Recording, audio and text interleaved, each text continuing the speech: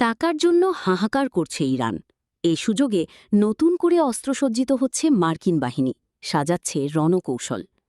যুক্তরাষ্ট্রের president Donald Trump বলেছেন, গুরুত্বপূর্ণ হরমুজ প্রণালী বন্ধ থাকায় ইরান আর্থিক ধসের মুখে পড়েছে।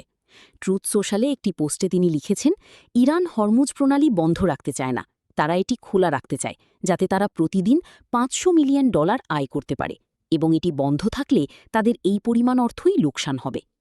ইরানি বন্দরগুলোর ওপর যুক্তরাষ্ট্রের আরোপিত অবরোধের প্রেক্ষাপটে মুখ রক্ষা করতেই তেহরান এই প্রণালী বন্ধের ঘোষণা দিয়েছিল বলেও তিনি দাবি করেন।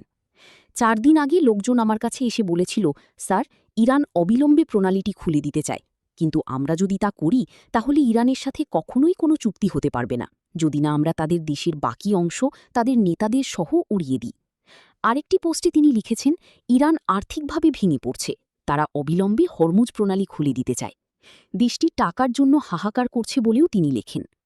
এদিকে ইরানের সঙ্গে যুদ্ধবিরতি চললেও হাত গুটিয়ে বসেনি মার্কিন সামরিক বাহিনী। এ সময়ে নিজেদের নতুন করে অস্ত্রসজ্জিত ও প্রস্তুত করছে তারা। যুক্তরাষ্ট্রের সেন্ট্রাল কমান্ডই তথ্য জানিয়েছে। সেন্টকম জানিয়েছে, যুদ্ধবিরতির এই সুযোগে মার্কিন সেনারা নিজেদের রিআর্মিং অর্থাৎ অস্ত্রসজ্জিত হওয়া এবং রিটুলিং অর্থাৎ সরঞ্জাম মেরামত ও আধুনিকায়ন করছে। সেন্টকম আরও জানায়, তাদের সেনারা সবসময় যুদ্ধের জন্য প্রস্তুত রয়েছে। এক সংবাদ সম্মেলনে সিন্টকমের কমান্ডার ব্র্যাড কুপার বলেন, মার্কিন সামরিক বাহিনী বর্তমানে তাদের রণকৌশল ও কর্মপদ্ধতি নতুন করে সাজাচ্ছে। ব্র্যাড কুপার দাবি করেন, বিশ্বের অন্য কোনো সামরিক বাহিনী আমাদের মতো দ্রুত খাপ খাইয়ে নিতে পারে না। যুদ্ধবিরতির এই সময়ে আমরা ঠিক সে কাজটুকুই করছি।